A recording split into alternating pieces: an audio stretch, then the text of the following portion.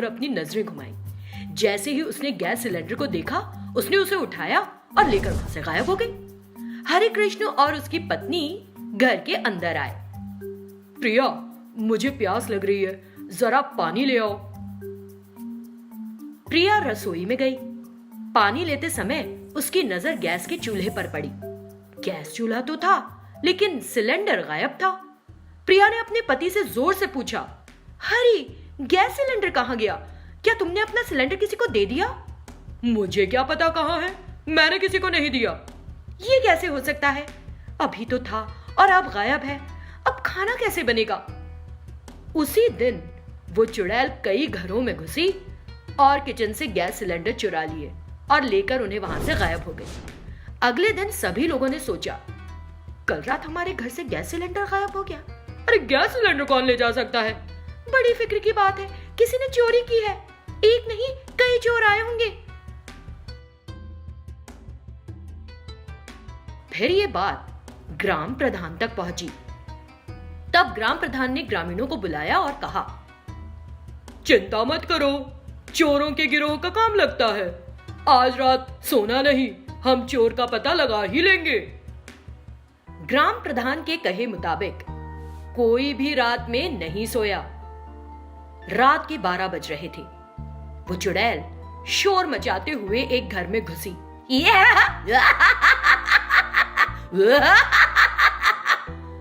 लोग देखकर हैरान रह गए। तुरंत ग्राम प्रधान उस घर के पास गया और दरवाजा कसकर बंद कर दिया। उस चुड़ैल ने गैस सिलेंडर को उठाया और बाहर आने लगी। दरवाजा बंद देखकर उसने दरवाजे को ठोकते हुए कहा, दरवाजा किस पाजी ने बंद कर दिया? खोल दरवाजा। जोर जोर से चीखने लगी। इस बीच ग्राम प्रधान एक जादूगर को ले आया। उस जादूगर को देखकर चुड़ैल डर गई और विनती करने लगी, मैं किसी का बुरा थोड़ी ना करती हूँ, मुझे कुछ मत करना। कौन हो तुम? इतने गैस सिलेंडर किस लिए चाहिए तुम्हें? चुड़ैल रोने लगी और बोली, मैं पास के जंगल में रहती हूँ। मुझे सिलेंडर में जो गैस होती है ना, उसकी गंध बहुत पसंद है, इसलिए मैं इन गैस सिलेंडरों को ले जा रही हूँ। फिर इन्हें सूंघती रहूंगी। किसी का बुरा तो नहीं किया ना मैंने, मुझे कुछ मत करना। चुड़ैल जादूगर के सामने गिड़गिड़ाने लगी। तब जादूगर को उस पर दया आ गई। ठीक है, मैं तुमको इस गैस सिलेंडर के अंदर ही डाल देता हूँ। अपनी जादुई शक्तियों से कुछ ऐसा करूंगा कि सिलेंडर हमेशा गैस से भरा रहेगा। फिर तुम इस सिलेंडर के अंदर आराम से सूंघती रहना गैस को। चुड़ैल एकदम तैयार हो गई। फौरन जादूगर ने अपनी जादुई शक्तियों का इस्तेमाल किया और उस चुड़ैल को गैस सिलेंडर में डाल दिया। So sweet of you, कितना मजा आ रहा है। फौरन जादूगर ने उस गैस सिलेंडर को जंगल में रख दिया। इस तरह लोगों ने राहत ली और चुड़ैल को भी सिलेंडर मिल गया। एक गांव में सरिता नाम की एक लड़की रहती थी। वो अकेली रहती थी। सरिता देखने में अच्छी नहीं थी, इसलिए कोई भी उससे बात नहीं करता था। लेकिन एक शैतान ने उसके साथ दोस्ती कर रखी थी। एक दिन वो जंगल में गई और एक पेड़ के नीचे बैठकर रोने लगी। तभी वो शैतान जो बगल के पेड़ पर बैठी थी और नीचे कूद पड़ी, जिसे देखकर ओह सरिता, मैं तुम्हारी दोस्त त्रिपुरा हूँ, तुम मुझसे भी डर गई। अरे तुम अचानक आई, मैं इसलिए डर गई। अच्छा, तुम रो क्यों रही हो, बताओ। मैं राजेश नाम के एक लड़के से प्यार करती हूँ। मैंने उससे अपने प्यार का इजहार किया, लेकिन क्या? हमारे गांव के लोग कहते हैं कि उसकी माँ एक बेहद कठोर स्वभाव वाली महिला है। बहू बनोगी उसकी? बहू क्या, कुछ भी नहीं, वो मुझसे प्यार नहीं करता। और मान लो करने लगे तो क्या तुम यातना सहोगी? मैं उसकी माँ के बारे में अभी कुछ नहीं कह सकती। मैंने तुमसे इस बारे में कभी नहीं पूछा, लेकिन क्या तुम्हारे पास जादुई शक्तियाँ हैं? अगर हैं तो मुझे एक खूबसूरत लड़की बना दो। ये तो बहुत आसान है, अभी बनाती हूँ। कुछ ही पलों में शैतान ने सरिता को एक सुंदर लड़की में बदल दिया। वो बहुत खुश हुई और राजेश के पास गई। उसने उसे सब कुछ बताया। राजेश ने उसके प्यार को स्वीकार कर लिया। फिर राजेश ने अपनी माँ लक्ष्मी को अपने प्यार के बारे में बताने की सोची। माँ, मुझे सरिता से प्यार हो गया है। वो बहुत खूबसूरत लड़की है। बस एक अनाथ है। अगर तुम सहमत हो तो मैं उससे शादी करना चाहता हूँ। प्यार व्यार कुछ नहीं।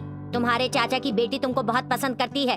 उसके पिता ने कहा है कि वो दहेज के रूप में पैसा और घर के साजो सामान की चीजें देगा। अपना मुंह बंद रखो और उससे शादी कर लो। नहीं माँ, सरिता ही मेरी पत्नी बनेगी और तुम्हारी बहू। मैं तो मजाक कर रही थी मेरे बेटे। मैं ये जानने के लिए ऐसा कह रही थी कि तुम सरिता से कितना प्यार करते हो।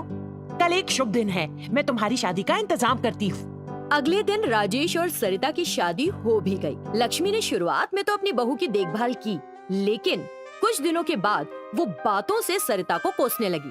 क्या बहू, हमने तुम्हारी वजह से एक इतना अच्छा घर गवा दिया। नहीं तो दहेज के रूप में हमें करोड़ों रुपए मिलते। माँ जी, आप मुझसे इस तरह क्यों बात कर रही हैं? आपने मुझसे दहेज नहीं मांगा, इसलिए मैं नहीं लाई। ओ, मैंने तुमसे नहीं मांगा, और अगर मांगा होता तो कहाँ से लाती? माता पिता का तो अता पता है नहीं। आप ऐसा ना कहें। मैंने जो पैसे बचाए थे मैं वो लेकर आती। जा तो फिर लेकर आ। और जब सरिता जाने लगी, घर तभी वापस आना जब गांठ में पैसा हो, वरना शक्ल दिखाने की जरूरत नहीं है। खबरदार, टांगे तोड़ दूंगी। सरिता रोती हुई अपनी शैतान दोस्त के पास गई और उसने उसे सब कुछ बताया। उसकी सुनने के बाद, मैंने तुमको पहले ही आगाह किया था कि वो बहुत दुष्ट औरत है। खैर, ये कहते हुए शैतान सरिता के शरीर में समा गई और उसके ससुराल गई। जब लक्ष्मी ने सरिता को फिर घर आते देखा, खाली हाथ चली आई। पैसे कहाँ हैं? पैसा? माँ जी, पैसा तुम्हारी तिजोरी में है। जाओ, जितना चाहे निकाल लो। क्या बेवकूफ, ऐसी बदतमीजी! और लक्ष्मी ने अपना हाथ उठाया। तुम्हारी हिम्मत कैसे हुई मुझ पर हाथ उठाने की? तुमने मुझसे 1 करोड़ मांगे थे ना, उतने ही चाटे मारूंगी। छोड़ मुझे! छोड़ छोड़! कुछ देर बाद सरिता ने उसकी पिटाई बंद कर दी, लेकिन लक्ष्मी बहुत गुस्से में थी। मेरे बेटे को घर आने दे, फिर देखती हूँ तुझे। और वो अंदर चली गई। थोड़ी देर बाद राजेश घर आया। जब लक्ष्मी उससे सब कुछ कहने जा रही थी तो शैतान ने सरिता के शरीर को छोड़ दिया और लक्ष्मी के शरीर में घुस गई और बात को बदल दिया। राजेश, मेरी बहू एक बहुत अच्छी लड़की है। वो सब काम करती है, मेरे पैरों की मालिश भी। मैं बहुत खुश हूँ। ये कहलवाया और शैतान ने लक्ष्मी का शरीर छोड़ दिया और फिर से सरिता के शरीर में घुस गई। तब राजेश ने सरिता को बुलाया। माँ ने जो कहा वो सच है? हाँ राजेश, माँ जी भी बहुत अच्छी हैं। बढ़िया, फिर तो तुम रोज यही करो। अपने बेटे की बात सुनकर लक्ष्मी ने सोचा, ये क्या? मैंने इससे कहा कि इसने मुझे पीटा था और ये इसे कह के गया रोज वही करो। तो तब से जब भी राजेश घर पर नहीं होता, शैतान लक्ष्मी को रोज पीटती।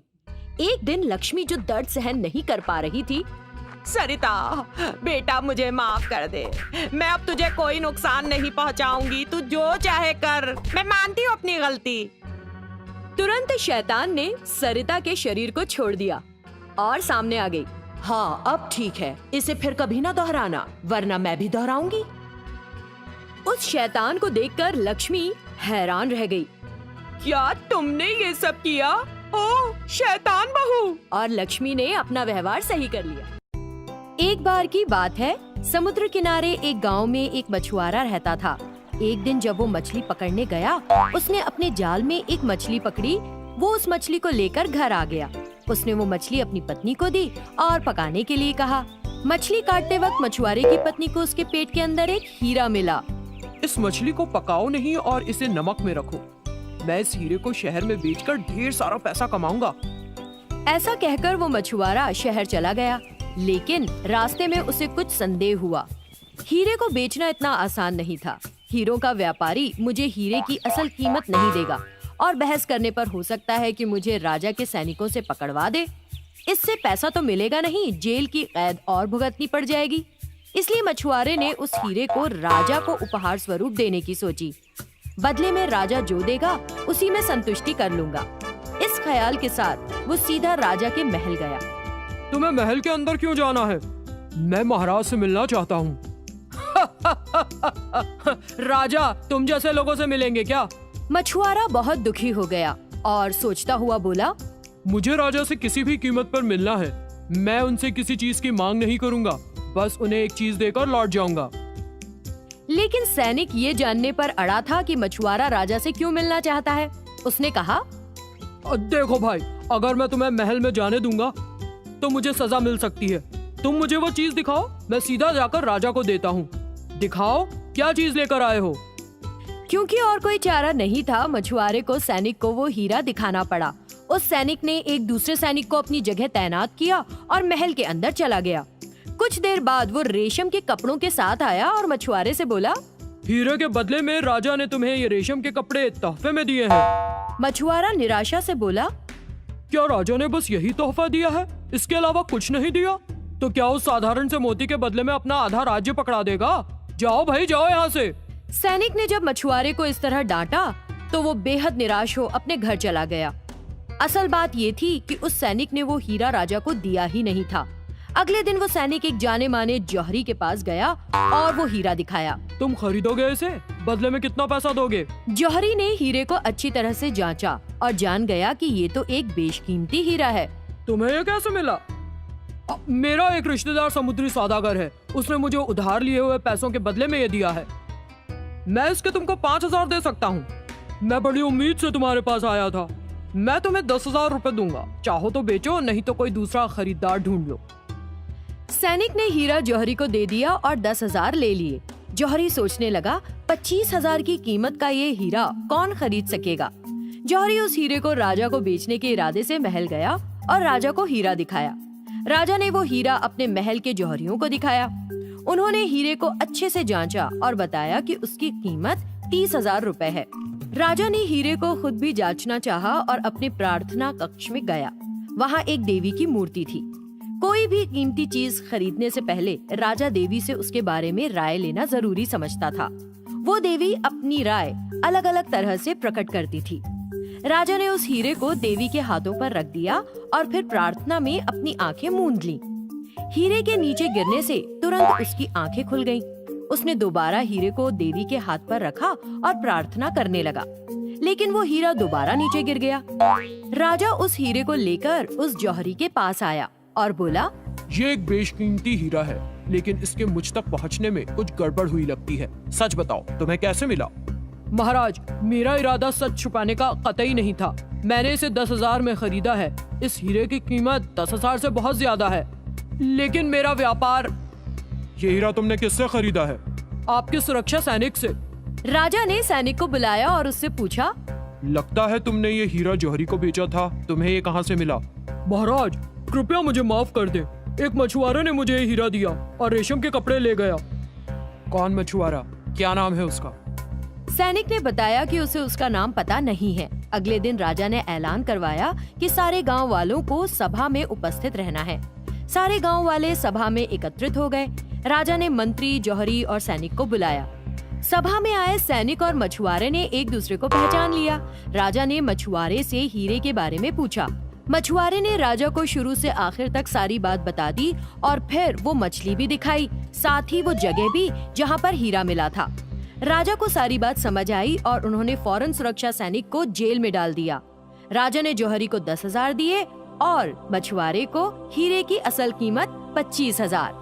उन पैसों को लेकर मछुआरा घर आया और अपनी पत्नी के साथ आराम से रहने लगा।